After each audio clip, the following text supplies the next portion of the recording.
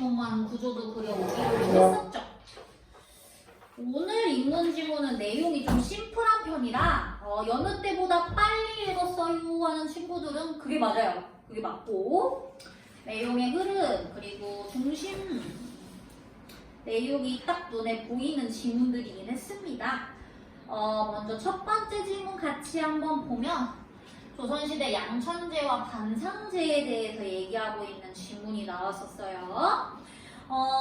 지문은 총 6개의 문단으로 나눠져 있고 53번은 내용 확인 문제니까 중간중간 불러오기 54번은 양인이랑 천인 물어보니까 양인과 천인 체크되어 있는 지문 읽고 나서 풀러와 보기 55번은 채수의 견해를 윗글과 관련지어 이해하라고 했으니까 윗글의 중심 내용 파악하고 채수가 어떤 견해인 건지를 파악해야 우리가 이 문제를 풀 수 있겠죠. 자, 그래서 문제 유형 확인했으니 지문 내용 한번 정리하러 들어가 봅시다. 1번 문단 먼저 들어가 볼게요.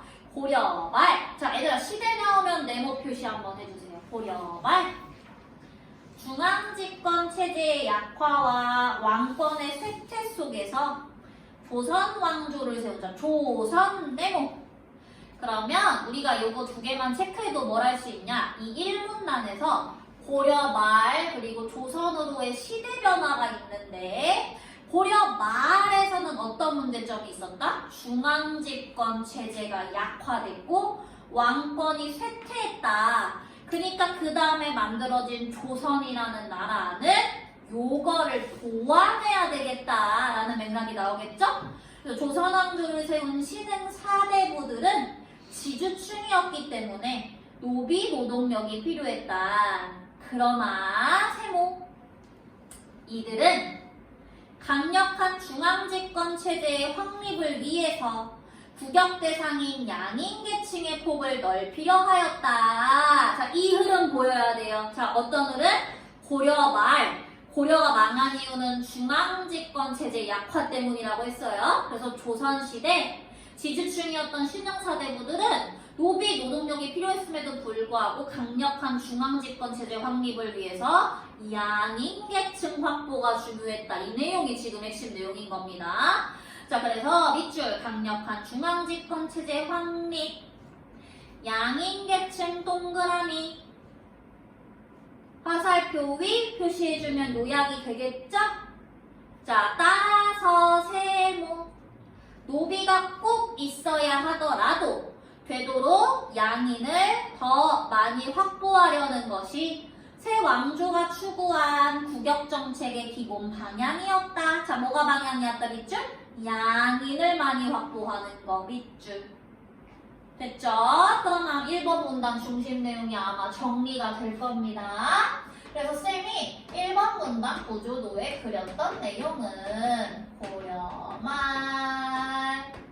자, 쇠퇴의 원인 중앙 집권 체제의 약화 때문이라고 했고 그래서 조선 초에 중점적으로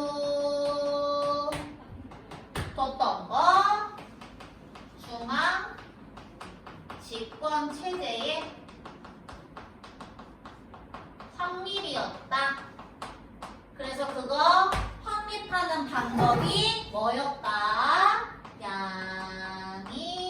양인계층의 수를 많이 확보하는 거였다 라는 얘기입니다. 자, 2번 문단으로 들어가 볼게요. 2번 문단 이처럼 국역 대상의 확보를 새 왕조 통치 체제의 발판으로 추구하면서 법제적으로 모든 사회 구성원을 일단 양인과 천인으로 나누었다. 자, 얘네들이 중요한 건 양인계층 확보니까 우리 이제 조선에 사는 사람들의 계층을 양인 아니면 천인으로 나눌 거야 라고 얘네가 설정을 해버린 거야. 법제적으로. 이들 사이에서는 의무와 권리에서 차등이 있었는데 먼저 의무면에서 양인 남자는 구역인 군역, 요역의 의무가 있었다. 이에 비해 천인은 군역에서 철저히 배제되었다라고 얘기하고 있어요. 그래서 이번 문단에 우리 눈에 들어와야 되는 키워드는 일단 양인하고 천인 나눴다 눈에 들어왔죠? 근데 이거 나눈 거 뭘로 나눈 거야? 법제적으로 나눈 거야. 법제적이라는 키워드 동그라미.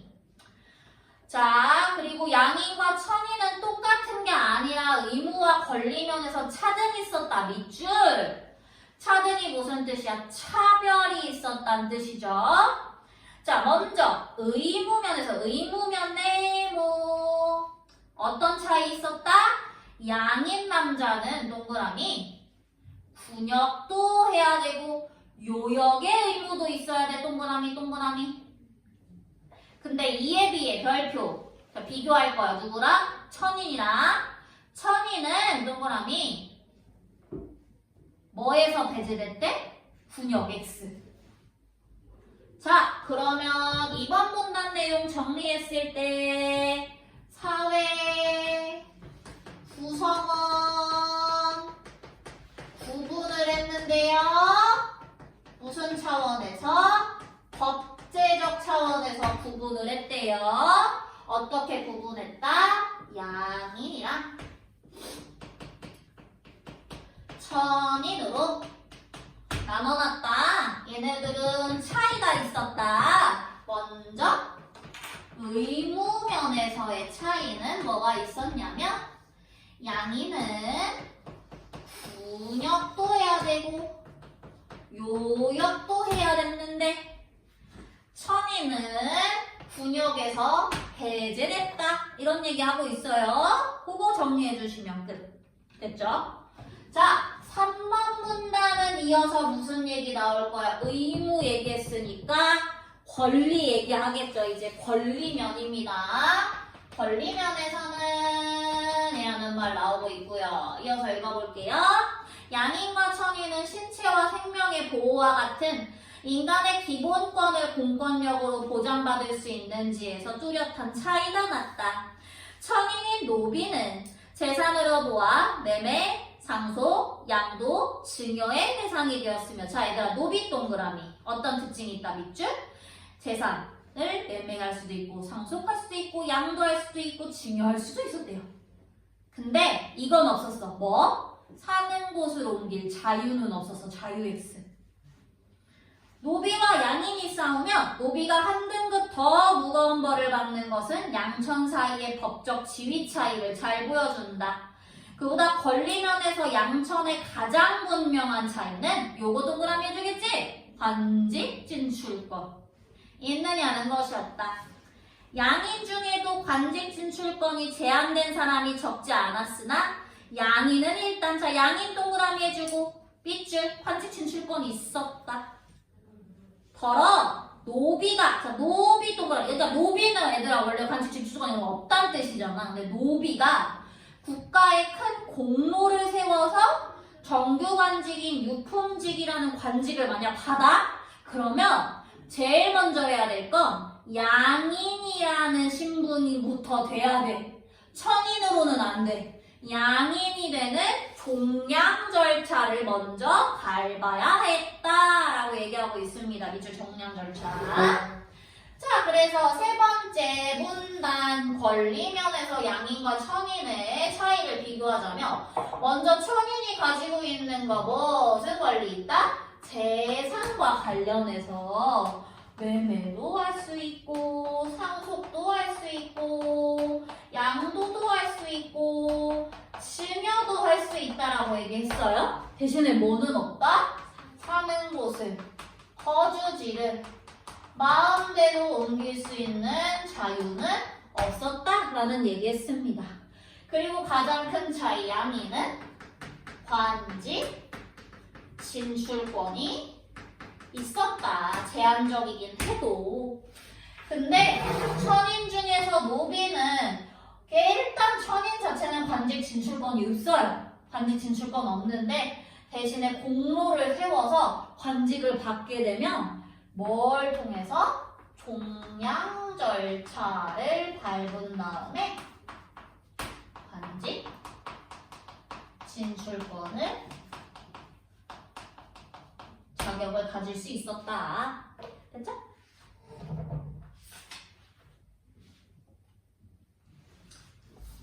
자, 4번 문단. 그러나 이러한 양천 구분은 국가의 법적 구분이었지 실제 사회 구성은 좀 더 복잡했다.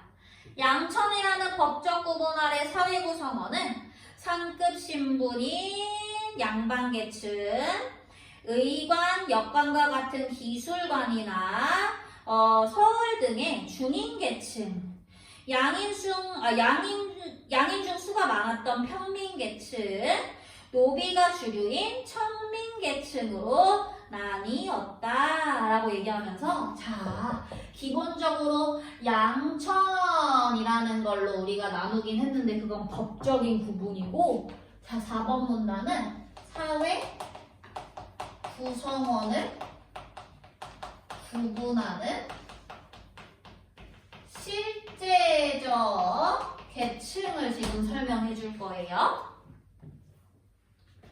자, 4단계로 분류합니다. 제일 높은 거 뭐다? 양반계층. 그 다음 뭐다? 중인계층. 그 다음은 평민. 마지막은 천민. 자, 그래서 양반계층과 관련된 설명에는 양반계층 동그라미 해주시고 얘는 상급 신분. 중인계층에는 누구 들어간대요? 의관, 역관 같은 기술관이나 서울 이런 애들이 중인이래요. 자, 그리고 뭐의 수가 제일 많았다? 평민은 양인의 수가 가장 많았다. 됐죠?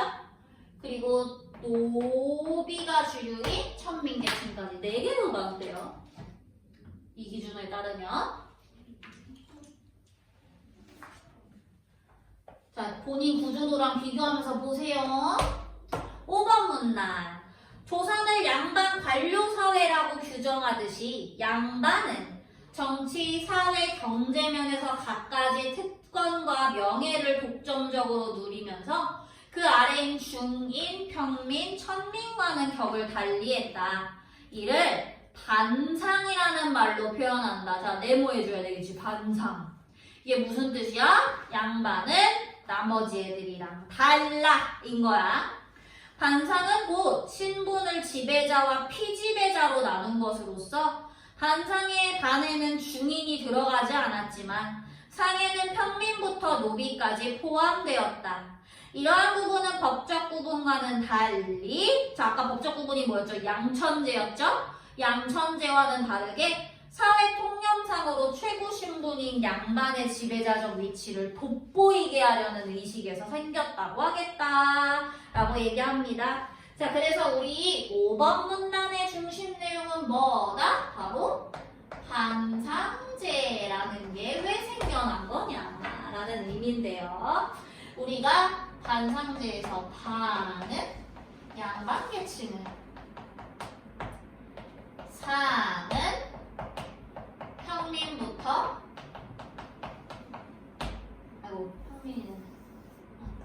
평민부터 천민까지. 자, 그래서 반하고 상하고 무조건 딱 구분 지은 거야. 그래서 양반은 지배계층, 나머지 상것들은 피지배계층으로 나눠서 누구한테 권력을 준 거야? 양반한테 권력 몰아준 거야 라는 의식에서 생겨났다 라고 얘기하고 있습니다. 자, 마지막 6번 문단. 이처럼 국가 차원의 법적 규범인 양천제와 당시 실제 계급관계를 반영한 사회 통념상 구분인 반상제가 서로 섞여서 중세 신분 구조를 이루었다. 자, 중세 신분 구조 동그라미. 뭐랑 뭐가 섞여 있었다? 양천제랑 반상제가 섞여 있었다. 그러다 중세사회가 발전하면서 신분구조는 뭐에서 뭘로 바뀌었다? 양천제라는 틀에서 사회 통념상의 신분규범, 이게 뭐겠어? 반상제로 자리를 잡는 방향으로 변화했다라고 얘기하고 있습니다. 이는 지주제의 확대와 발전, 조선 사회의 안정과 변동을 나타내는 것이기도 하였다라고 얘기하고 있네요. 자, 그래서 우리 6번 문단 구조도 마무리해 보면 이렇게 마무리할 수 있겠죠. 중세 신분 구조는 어땠다? 양천제와 반상제가 같이 있었다. 그러다가 시간이 흘러서 뭘로 바뀌었다? 법적 규범인 양천제에서 반상제가 자리 잡는 방향으로 변화하는 모습을 보였는데 이 변화에 영향을 준 거는 어떤 것들이 영향을 줬다? 시주제라는 게 확고하게 확대되고 발전되고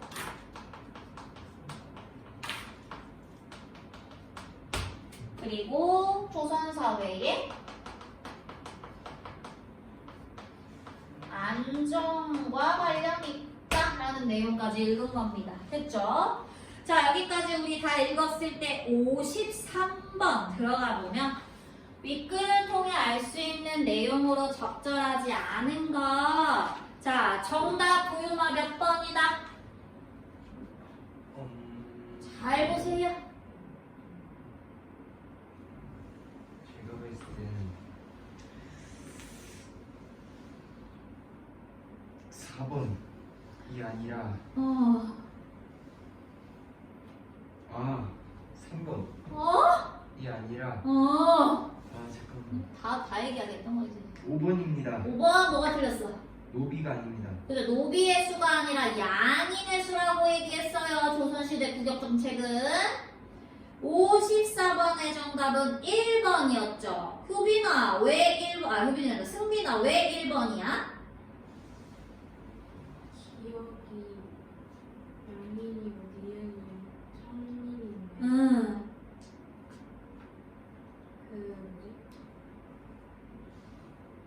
양인만 그죠? 양인만 군역의 의무를 이행했다라는 내용이 있었죠. 그쵸? 니은 X죠.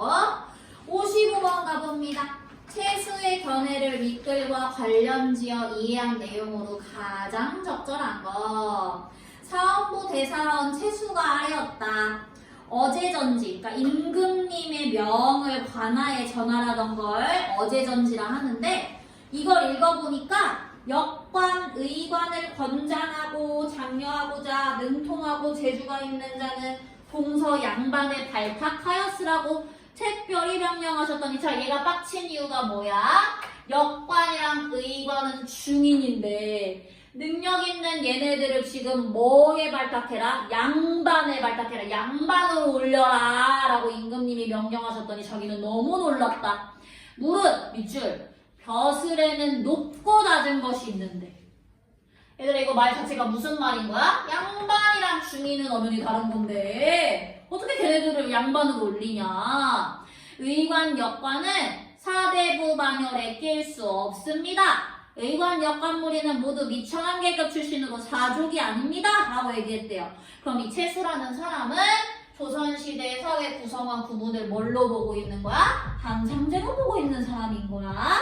그래서 그대로 접근했을 때 적절한 거 골라주면 3번 의관, 역관과 같은 중인을 동서 양반에 발탁하려는 임금의 조치에 반대하는 것 양반의 지배자적 위치를 돋보이게 하려는 의식을 반영한 거다 라고 볼 수 있겠죠? 그래서 정답 3번 체크해 주시면 되겠습니다. 자 넘어가서 우리 두 번째 지문인 더 쉬웠죠? 핵심 내용이 너무 딱 드러나서